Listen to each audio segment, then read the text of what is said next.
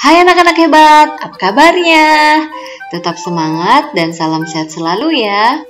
Anak-anak, tidak terasa kita sudah memasuki tema 2 subtema 4, yaitu bermain di tempat wisata. Anak-anak hebat semua, hari ini kita akan belajar tentang aturan di tempat wisata, mendeskripsikan benda, dan mengenal bahan prakarya. Sekarang kita amati yuk beberapa tempat wisata. Yang pertama ada pantai, lalu ada kebun binatang, ada dunia laut, kemudian ada taman bermain. Nah, anak-anak pasti sudah pernah mengunjungi salah satu tempat wisata tersebut kan? Anak-anak sekalian, di tempat wisata juga ada aturannya loh. Nah, kita lihat, di pantai juga ada aturan dilarang membuang sampah di pantai. Nah, coba kalau pantainya kotor dan banyak sampah. Tentu orang-orang akan malas untuk pergi berwisata ke pantai. Dan tentunya kita juga tidak nyaman untuk bermain di pantai. Selain itu, pantai yang kotor juga akan mengganggu ekosistem di pantai. Ikan-ikan, kemudian ada rumput laut dan terumbu karang juga bisa rusak karena banyaknya sampah di laut. Untuk itu kita harus mematuhi ya aturan di pantai. Ingat, kita harus menjaga kebersihan pantai dengan tidak membuang sampah sembarangan. Lalu siapa yang sudah pernah berkunjung ke kebun binatang? Nah, ke kebun binatang juga ada aturan dilarang memberi makan hewan sembarangan di kebun binatang. Kita lihat ya, di sini ada sebuah poster, stop memberi makan satwa di kebun binatang. Kenapa kita nggak boleh ngasih makan sembarangan? Karena hewan-hewan yang ada di kebun binatang sudah ada makanannya sendiri, sudah diberikan khusus oleh petugasnya. Nah, seperti digambar, kalau kita memberikan dia es krim, bisa saja hewan tersebut bisa sakit atau terinfeksi. Bukannya menjadi sehat, malah menjadi sakit. Maka dari itu, kita jangan memberi makan sembarangan. Apalagi bukan makanan dari satwa tersebut. Aturan berikutnya yaitu budayakan untuk antri. Nah, kita harus mengantri untuk membeli tiket masuk. Kita tidak boleh menyela antrian ya. Aturan selanjutnya, saat kita berada di taman bermain, kita tidak boleh mencoret-coret dinding taman. Karena hal itu tentu akan merusak keindahan. Tentu kita juga tidak nyaman berada di taman yang kotor, banyak coretan. Nah, untuk itu kita harus mematuhi aturan di taman bermain. Anak-anak, saat kita berada di tempat bermain atau di taman bermain, pernahkah kalian melihat peraturan ini?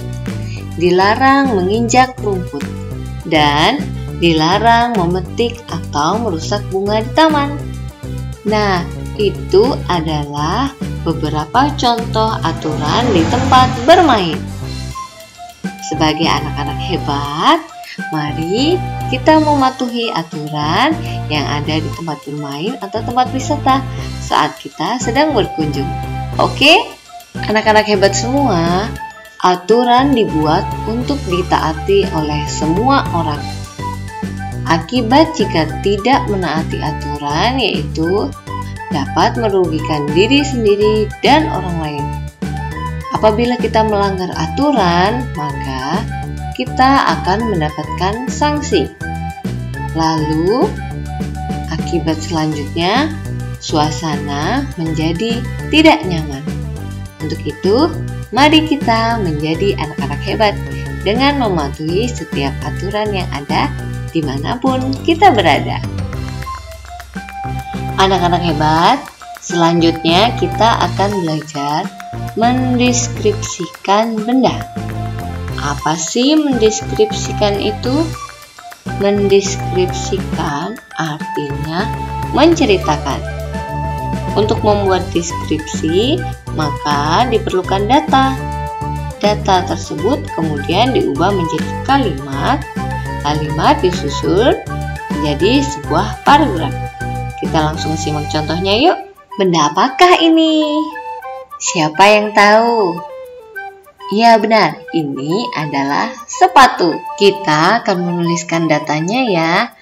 Yang pertama, kita bisa menuliskan nama benda sepatu. Lalu, yang kedua, termasuk benda apakah dia? Kita tulis, termasuk benda padat. Lalu kita lihat dari warnanya. Ternyata warnanya hitam. Setelah itu, apalagi ya yang bisa kita tuliskan? Ya, kegunaannya sebagai alas kaki saat sekolah. Lalu, kita juga bisa menambahkan. Biasanya digunakan bersamaan dengan kaos kaki. Nah, kita sudah mendapatkan 5 data tentang sepatu. Setelah kita mendapatkan data-data tentang sepatu itu, kita bisa menuliskannya dalam bentuk paragraf ya teman-teman. Kita lihat nih, benda tersebut bernama sepatu. Berdasarkan wujudnya, sepatu termasuk benda padat. Warna sepatu tersebut adalah hitam. Sepatu digunakan untuk alas kaki saat sekolah. Biasanya sepatu digunakan bersamaan dengan menggunakan kaos kaki. Nah, setelah kita mendapatkan data, lalu kita tuliskan ke dalam bentuk paragraf. Sekarang kita lihat contoh berikutnya ya. Di sini ada sebuah gambar baju. Aku adalah sebuah baju. Aku merupakan benda padat. Aku berwarna oranye. Aku digunakan untuk melindungi tubuh dari debu dan cuaca dingin. Anak-anak, itu adalah contoh bagaimana kita menceritakan sebuah benda.